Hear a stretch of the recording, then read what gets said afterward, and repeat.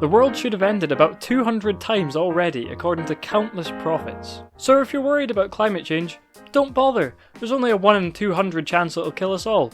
Negligible. I found one of the most interesting Wikipedia articles ever to exist. It's a comprehensive list of about 200 predictions for the end of the world. It's fascinating to me how people of the past had the arrogance to make such bold predictions when they knew so little of the world. Humans were still drinking sewage water and the doctor would go, "Here, chew on this twig," when they were dying, and they thought they had the capabilities to predict the end of the world. Today I'll be delving into some of the more insane predictions I found, from past ones to more recent ones, like one made by an alien conspiracy cult. Obviously. Prediction 1. This is the first non-religious prediction I found, and coincidentally the first interesting one I found. I'm an atheist. The religious ones are interesting, by the way, it's just they're mostly like, the devil's gonna kill us all, and the devil, well, didn't kill us all. Nearly half a century ago in 1524, astrologers predicted the end of the world by a flood starting in London. This was apparently because a bunch of planets were going to line up, and this supposedly meant there was going to be a massive flood. To be fair, it's more logical than most astrology these days. I don't know how they were so sure it was going to start in London. Sounds a bit like main character syndrome to me. Why wasn't New York worthy of hosting the apocalypse? Other than the fact it didn't exist. The craziest part about this is it caused 20,000 people to leave the city in anticipation of the flood. Now, 20,000 is an insane number anyway, but it's even more insane when you think about the fact that the population of London in the 16th century was around 50,000. So half the population of London left because of some astrologists. Astrologists really fell off, didn't they? They used to cause mass exoduses, and now they just tell me I might have a pleasant Tuesday if I was born between August and September. When the prediction failed, the astrologists moved their date to 1624. I think by then though no one cared because they were too worried about the birth of the Antichrist 50 times over. Prediction 2. Scientist Jerome Lalonde gave a talk that was misconstrued and led people to believe that the world was going to end in 1773 due to a comet. Obviously Jerome didn't actually make this prediction, but it was misinterpreted and presented as fact by many people, so a lot of France seemed to think the world was going to end.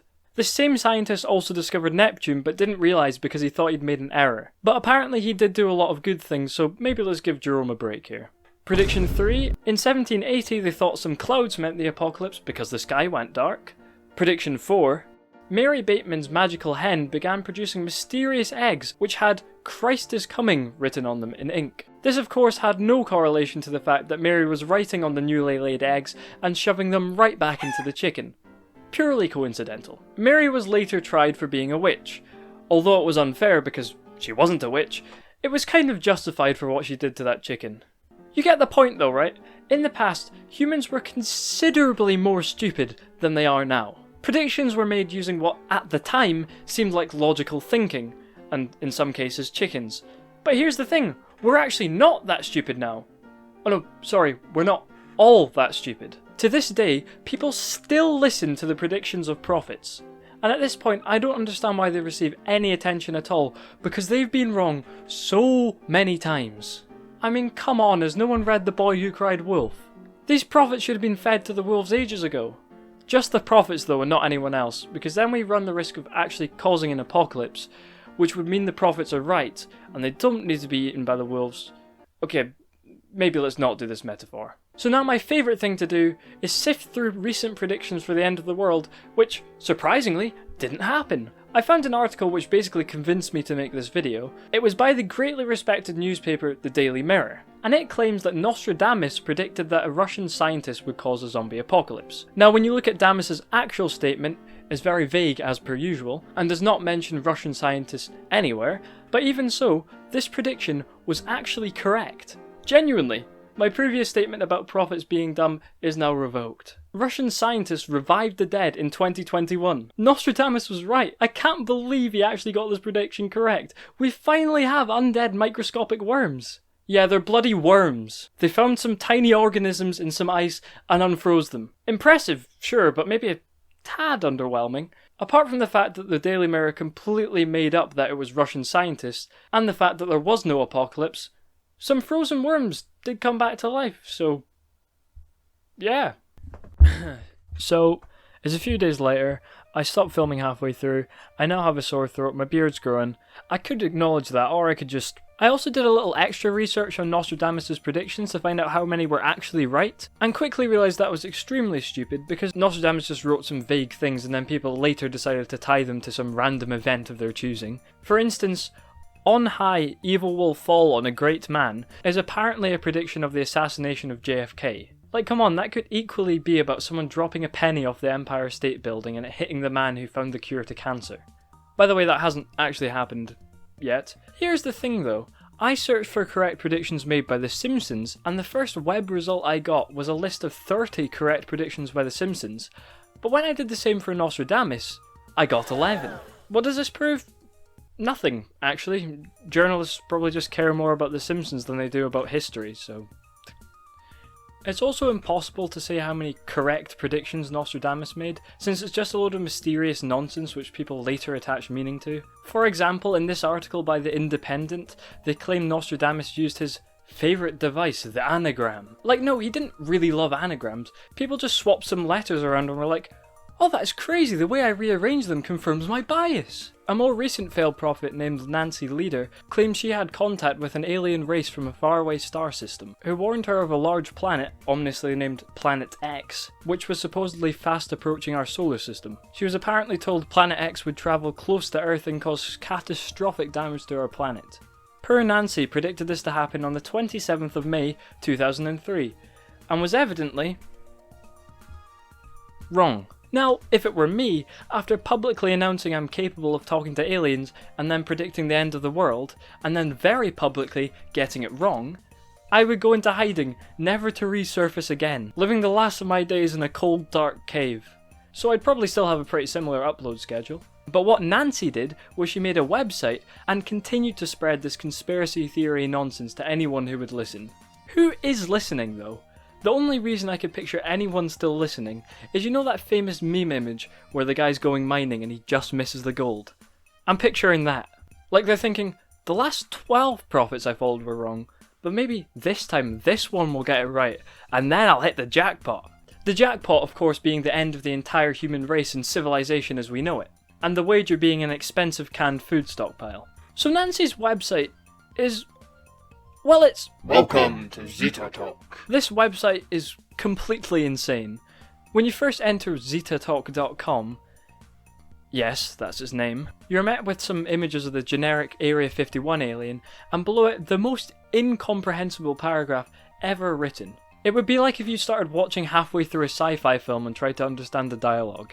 Every time I come across something on the internet like this, I always have this slight irrational anxiety that I'll suddenly become a conspiracy nut and just listen to everything they have to say. Like maybe I'll read one sentence and suddenly be like, "Oh, the government has been lying to me this whole time.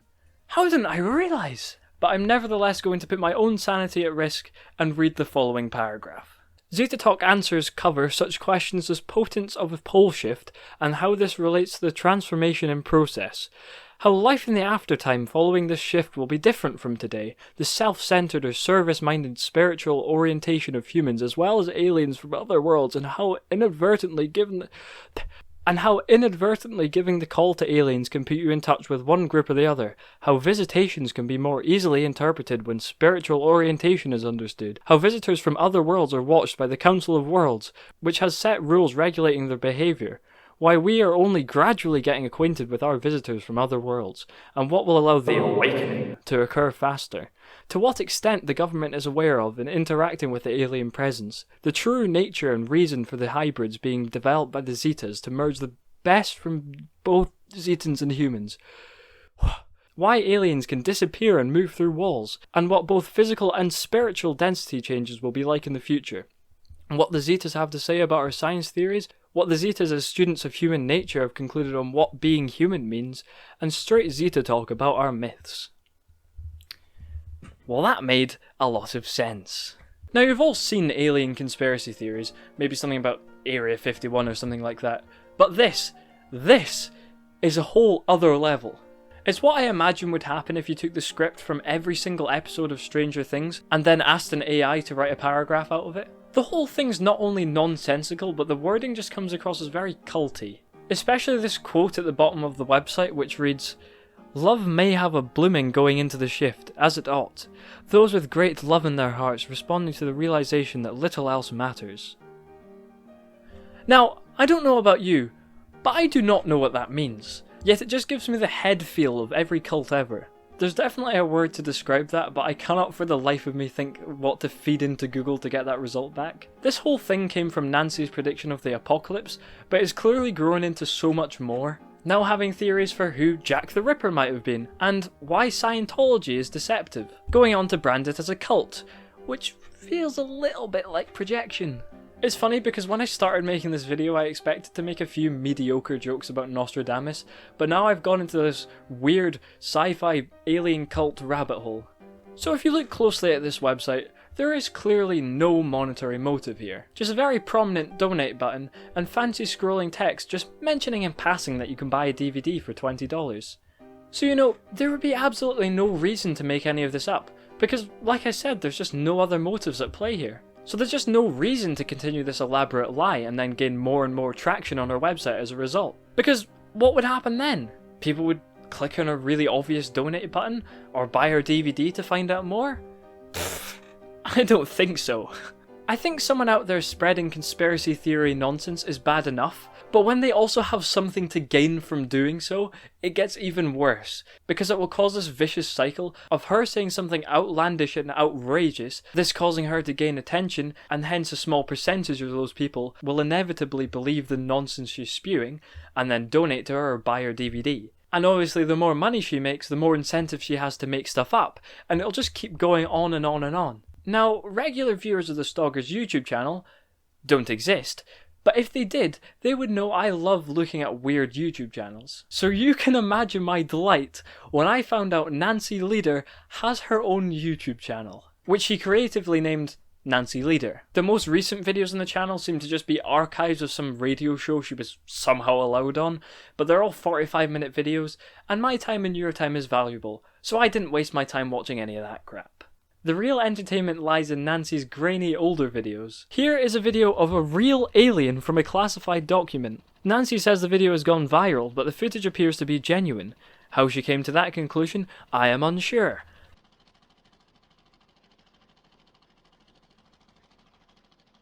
Well, you know, I'd have to go with Smash. Oh, sorry, is that not what we're doing here? The comparison to the depiction of the Zetas presented on the Zeta Talk website is remarkable. Yet another confirmation of the validity of the site. This is her claiming that it strongly resembles one of the alien race that she made up. I mean, I suppose it does. But equally, I feel like at any moment it might spontaneously start dancing and singing Dame tu casita. Oh, come on, it does look a bit like it. It gets even better than some random alien called Skinny Bob, though. Nancy describes her whole apocalypse prediction in this video here. The severe wobble that starts the last weeks is a flinging back and forth of the North Pole of Earth. This severe wobble lasts for 9 days. The North Pole of Earth thus flings away when the magnetic North Pole of Earth comes up over the horizon, and then rebounds back 12 hours later. The severe wobble, thus, will merely be an exaggeration of the existing wobble. Bold of her to continue pushing that narrative when the world, you know, didn't end when she said it would. Here's another video where Nancy claims NASA are covering everything up. It's funny how every conspiracy theorist seems to hate NASA. Is the sun about to create havoc on Earth, fly our electronics and kill the grid? A report funded and commissioned by NASA says this is a possibility. Potable water distribution affected within hours.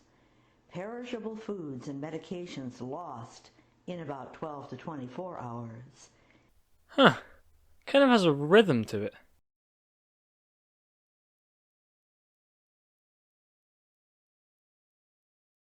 Potable water distribution affected within hours.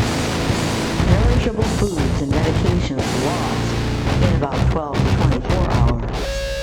Intermediate or eventual loss of heating and air conditioning. Sewage disposal, phone service, transportation, fuel resupply, and so on. This is the NASA report on January 7, 2009. Yeah, I honestly did not pay attention for the rest of that video.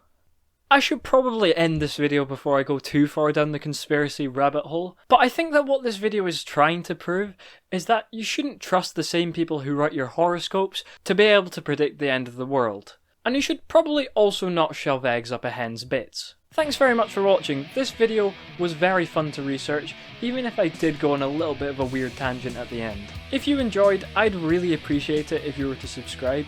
My videos appeal to a wide range of audiences, so you are guaranteed to enjoy the rest of my content.